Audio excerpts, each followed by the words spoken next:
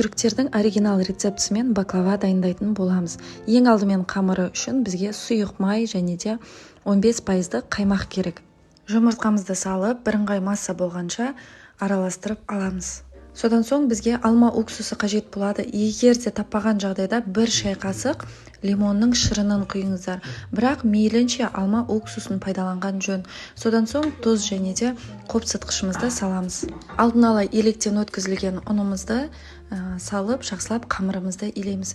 Біздің қамырымыз бастапқы кезде көзіңізге қаттылау болып көрінуі мүмкін, бірақ бұл қамыр құрамында май болғандықтан міндетті түрде жұмсарады. Жақсылап тұрып, қамырымызды қолымызбен иін қандырып аламыз.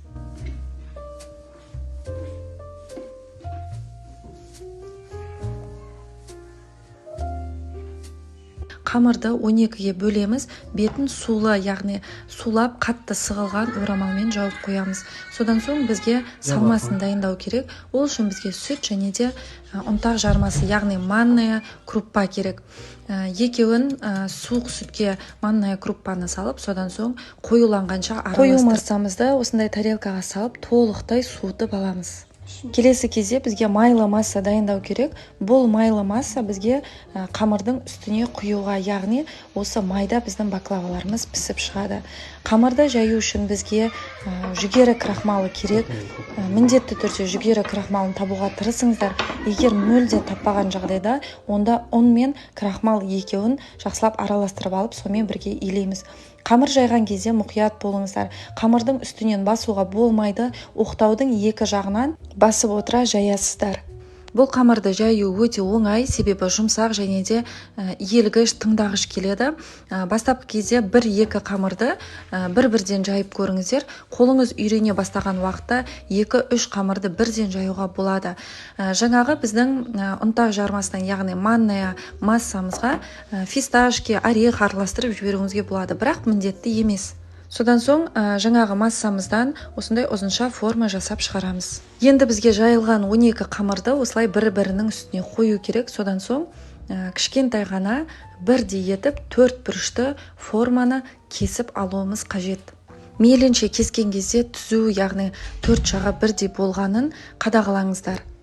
Бір бұрышына кез келген дәнді фисташки, жаңғақ, орех, арахис салуларыңызға болады. Содан соң жаңағы массамызды салып, үстінен тағы да орех салып жібереміз. Сонымен қатар кокос та қолдануларыңызға болады. Сол кезде кокосты баклава болады. Дәл осы әдіспен түйіп табамызға ретімен салып отырамыз.